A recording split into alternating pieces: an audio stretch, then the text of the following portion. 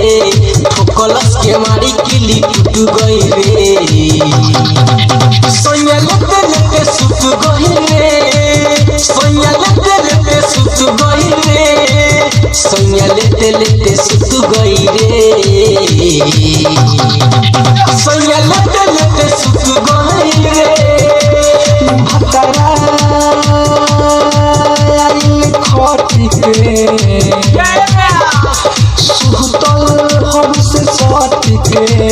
ठोकलस के मारी किली टूट गई रे सोया लेते लेते सुत गई रे सोया लेते लेते सुत गई रे सोया लेते लेते सुत गई रे सोया लेते लेते सुत गई रे म्यूजिक डायरेक्टर डीजे गुड्डू राज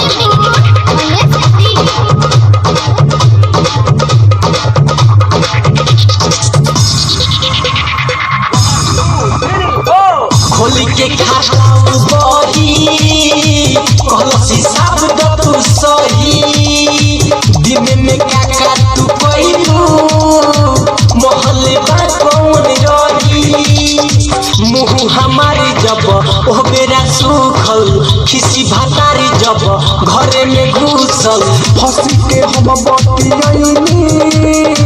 भतरा के अपना बतैनी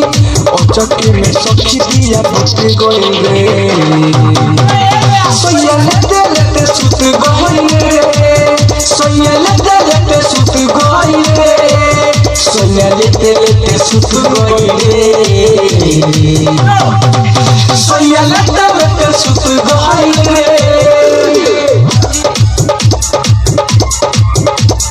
म्यूजिक डायरेक्टर डीजे गुड्डू राज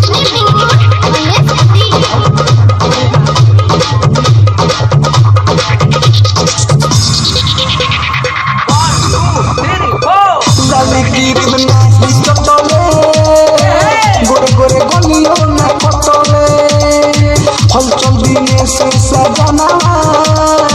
ओकरी में छाउर न छकले धंजिला ले दो पहले गुरगतिया सच्चे पूछे ले कुंवर के दतिया कौन नासा में सोइया खाके वही दवैया ओहिले दिगला बड़ी दुख भई रे